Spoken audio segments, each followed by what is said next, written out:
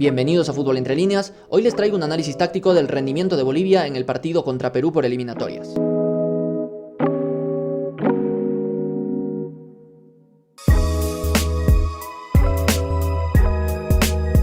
Comenzamos revisando las alineaciones. Perú formó con un 4-3-3 modificando su habitual 4-2-3-1 y formó con los siguientes hombres: Galese en el arco, línea de 4 con Advíncula, Ramos, Callens y López, Aquino el mediocentro, Yotun y González como interiores, Cueva por izquierda, Costa por derecha como los extremos y Gianluca Lapadula como centro delantero.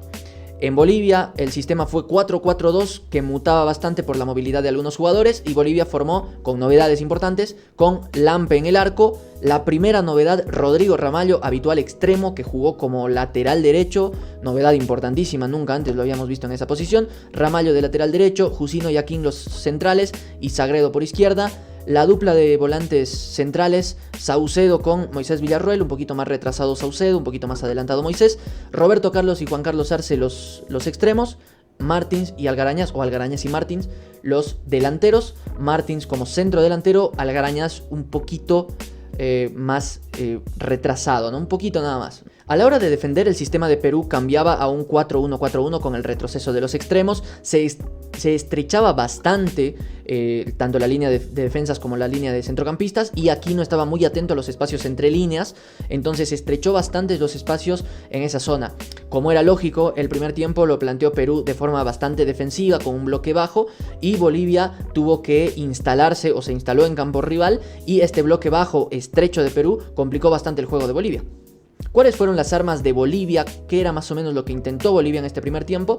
En primer lugar, Arce entró en esta posición y Ramallo entró como lateral derecho porque había la intención de que intercambien de posición a momentos para que Juan Carlos Arce le dé una salida más limpia, mucho más clara, inclusive más peligrosa a Bolivia por el sector derecho. De todas formas, la labor principal de Juan Carlos Arce era ser el extremo derecho del equipo, pero como siempre teniendo mucha libertad para moverse entre líneas, para retrasar, para buscar juego en otras zonas. Sin embargo, producto de lo estrecho que estaba, lo estrecho de las líneas de Perú, es que Juan Carlos Arce no encontró juego entre líneas y retrocedió más o menos por esta zona, es donde tuvo mucha más influencia y fue parte de posesiones improductivas de Bolivia. Algo que intentaba Bolivia y se notaba bastante era aprovechar el fortalecimiento que había tenido la delantera, porque hay que tomar en cuenta que si bien otras veces Bolivia ha jugado con un segundo delantero, con un acompañante de Martins, nunca había sido alguien que realmente juegue de segundo delantero, que sea su posición natural. En este caso sí es su posición natural y se notó Carmelo Algarañaz mucho más acostumbrado a jugar de espaldas al arco, más acostumbrado a cabecear en el área, a esas pelotas divididas. Se notó todo eso, pero sin embargo Bolivia intentó aprovechar esta doble presencia en el área con exceso de centros, ¿no? Demasiados centros, incluso desde zonas bastante intrascendentes, porque Bolivia no encontraba a sus extremos en profundidad, no, sino que enviaba centros desde zonas intrascendentes, más o menos como esta. Se lo criticó bastante a Fernando Saucedo por el partido que hizo, y es verdad que no hizo realmente un buen partido. Sin embargo, la cantidad de centros o de balones largos que envió, creo que en todo caso responde mucho más a una intención de equipo, intención del entrenador, intención de Bolivia en este caso, porque además Saucedo no fue el único que envió estos centros intrascendentes. También Juan Carlos Arce, que como decíamos estaba mucho más o recibía muchas veces la pelota por estas zonas, también envió centros así. Roberto Carlos Fernández, al verse con la imposibilidad de ser encontrado en profundidad, también envió algún centro más o menos desde esta zona. Entonces Bolivia empezó a tener bastantes posesiones improductivas porque tenía a Martins y Algarañaz, pero como los únicos hombres entre líneas, y el resto de jugadores jugaban en estas zonas como para lateralizar el juego, ¿no? Bolivia empezó a tener bastantes posesiones improductivas sin dañar a Perú, y Perú más o menos al minuto 30, unos 15 minutos, 20 minutos antes de que acabe el primer tiempo, se da cuenta de esto, empieza a salir un poco más, empieza a tener muchas más posesiones, y ahí empieza a demostrar realmente las posesiones que podía tener, sobre todo por el sector izquierdo a partir de Cueva, Yotun, del lateral López, obviamente con participación de otros jugadores, pero Perú en esos últimos 15 minutos aproximadamente del primer tiempo dejó una sensación de superioridad por encima de Bolivia, a pesar de que se había defendido la mayoría de ese primer tiempo, producto de que el momento en el que empezó a tener estas posesiones fueron realmente posesiones mucho más productivas que las de Bolivia, movimientos permanentes de desmarques para encontrar líneas de pase, una circulación mucho más rápida de la pelota, hicieron que en este lapso de partido incluso Perú genere más llegadas o llegadas mucho más claras que las que había generado Bolivia en todo ese lapso en el que había tenido la posesión de la pelota. Ahora, ¿por qué Bolivia no se pudo hacer fuerte por las bandas? ¿Por qué no pudo tener esta profundidad por las bandas? Yo creo que por izquierda no la tuvo porque Roberto Carlos Fernández estaba solo, Sagredo acompañaba hasta por ahí, ¿no? Y fue más importante defensivamente que ofensivamente Sagredo en este partido. Y a Roberto Fernández a veces, en todo caso, Juan Carlos Arce incluso se volcaba, pero lo acompañaban por dentro, y no veía él tanto la posibilidad de que alguien lo desdoble o de desdoblar a él, desdoblar a alguien que esté por banda para hacer el 2 contra 1 lateral. No vio eso y por eso creo que por esa soledad, de cierta forma, por banda desapareció. Por derecha, Juan Carlos Arce, lo que decíamos, estuvo bastante ocupado por distintas zonas y no se encontró tampoco en profundidad a Rodrigo Ramallo, que en todo caso estuvo, creo, también un poco incómodo seguramente por esta permanente responsabilidad de retroceder para retomar posición de lateral. En este segundo tiempo Bolivia tuvo una notoria mejoría futbolística a partir de los cambios que hizo César Farías. Al menos a mi parecer, primera vez a lo largo de toda esta eliminatoria en la que se ve claramente la mano del entrenador en un partido de Bolivia como local para que netamente por mérito propio Bolivia imponga condiciones y sea superior a su rival. ¿Qué cambios hubieron? En primer lugar, se fue Luis Aquín, lesionado, lamentablemente se rompió los ligamentos, le deseamos pronta recuperación. Y en su lugar ingresó Marc Enumba y Bolivia pasó a formar con línea de 3 con Sagredo y Enumba como stoppers y Jusino como líbero, ¿no? Ahora, esto tenía una intención ofensiva de darle libertad, mucha libertad, a los dos carrileros que prácticamente pasaron a ser extremos.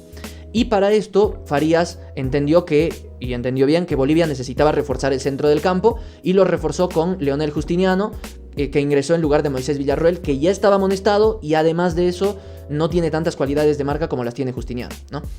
A partir de esto Bolivia empezó a formar con un sistema de 3-2-5 prácticamente, ese fue el parado en la cancha, con, como decíamos, la subida de los extremos. Otro cambio importante que tuvo Bolivia en su juego en este segundo tiempo fue esa permanente intención de presionar a su rival. No lo dejaba jugar a Perú, permanentemente los hombres que estaban por la zona de la pelota se activaban para la presión.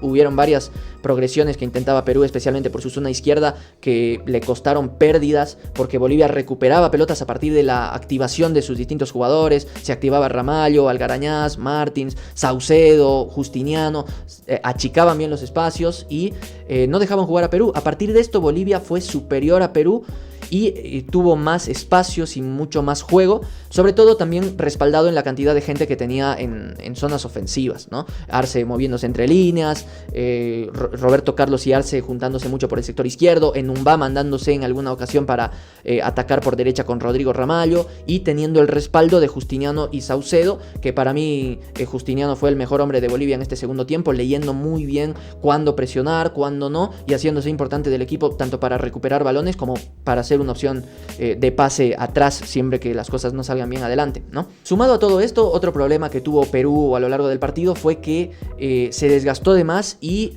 quedaba demasiado largo Perú, ¿no? Sobre todo cuando en estas transiciones que no lograba finalizar, no volvía rápido, e inclusive en las transiciones que sí finalizaba, en esos contraataques que tenía que sí finalizaba, los de arriba tardaban en volver. Los interiores no sabían si retroceder o si salir a presionar, el equipo quedaba ancho y Bolivia encontraba a sus hombres, a los hombres que quería encontrar entre líneas, ¿no? A veces encontraba a Arce, a veces a Saucedo, o sea, encontraban progresiones también como para encontrar permanentemente. Si Perú atacaba por una transición, entonces Bolivia replicaba prácticamente de inmediato y generaba más peligro. Por el sector izquierdo, Roberto Carlos Fernández y Juan Carlos Arce fueron importantes, pero no terminaron de ser decisivos, ¿no? Ya sea en la asistencia, ya sea en el remate, Bolivia no terminaba de ser decisivo. Y para mejorar esto, en el minuto 61 ingresa Henry Vaca en lugar de Roberto Carlos Fernández. Contrario a lo que cualquiera podría creer, Ramiro Vaca entró por izquierda, porque tuvo una jugada por derecha recién ingresado, pero ingresó claramente por izquierda. Y 9 minutos después, la televisión capta el momento en el que Farías les dice a Ramallo y Henry Vaca que cambien de lugar, y en ese momento pasa a jugar por derecha. Había entrado bien Ramiro Vaca, pero nada más 14 minutos después de estar en cancha lo terminan expulsando. Se hace expulsar, de hecho, tontamente por una dura entrada contra Callens, y deja con uno menos a Bolivia. En ese momento Perú empieza a agarrar confianza por unos cuantos minutos, empezó a tener más la posesión de la pelota, y a partir de esto generó chances claras en el arco de Bolivia. Hubo una de tiro libre que Ormeño, bueno, que Lampe le ataja a Ormeño, que fue muy peligrosa realmente en esta recta final del partido. Y al darse cuenta, César Farías echa nuevamente la mano en el banquillo e ingresan Ramiro Vaca y Víctor Ábrego en lugar de Carmelo Algarañaz y Fernando Saucedo, ¿no? Ábrego entra en lugar de Algarañaz posición por posición, en realidad se vuelca un poco más por la izquierda, pero exactamente en la misma labor de ser un acompañante de Martins. Y Ramiro Vaca, acá lo metía a Henry, me equivocaba, acá está Ramiro Vaca entró en la misma posición que Fernando Saucedo. Este cambio fue importante y de hecho literalmente en la primera pelota que tocó Ramiro Vaca, se la entrega más o menos por esta zona. Él encuentra por derecha a Ramallo, porque a partir de este cambio Ramallo pasa por derecha, entonces profundiza en la primera pelota que toca con Ramallo, y después se arma una jugada en la que llega desde segunda línea Ramiro Vaca y remata y marca el gol. Literalmente en la primera ocasión en la que interviene, genera peligro en el rival y luego llega desde segunda línea para marcar el gol. A partir de este gol, Bolivia toma una postura mucho más defensiva, pone a Jusino y Enumba como dupla central, pasa a línea de 4 con Ramallo nuevamente como lateral, Justiniano con Ramiro Vaca defienden un poco más, Ábrego también más involucrado en labores defensivas, y Perú empezó a tener posesiones improductivas, ya con una Bolivia metida en campo propio, y Perú realmente con muy poca confianza producto de cómo se dio especialmente el segundo tiempo. No pudo reaccionar a pesar de los cambios, del ingreso de Ormeño, del ingreso de la Foquita Farfán, entre otros jugadores que ingresaron y no le pudieron cambiar la cara, y el partido terminó con la victoria justa de Bolivia por un tanto contra 0 sobre Perú. Más allá de cambiarle el sistema táctico al equipo en el segundo tiempo, los cambios ingresaron bastante bien.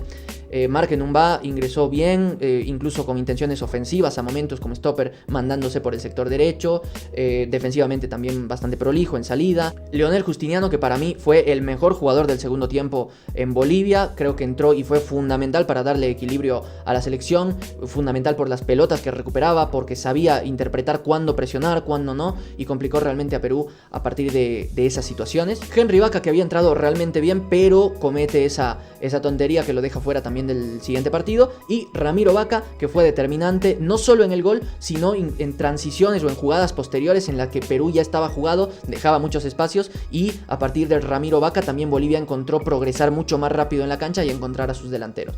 Sin duda Bolivia tiene que mejorar en definición, tiene que ser más determinante en el área, pero realmente se celebra, muy sinceramente, celebramos los bolivianos que se vea por primera vez la mano del entrenador, ver juego, ver una Bolivia que se imponga a su rival, que sea ofensiva en La Paz, que imponga las condiciones y que tenga juego, que juegue bien. De todos modos hay que considerar que solamente fueron 45 minutos y habrá que estar muy atentos al rendimiento de Bolivia este próximo jueves.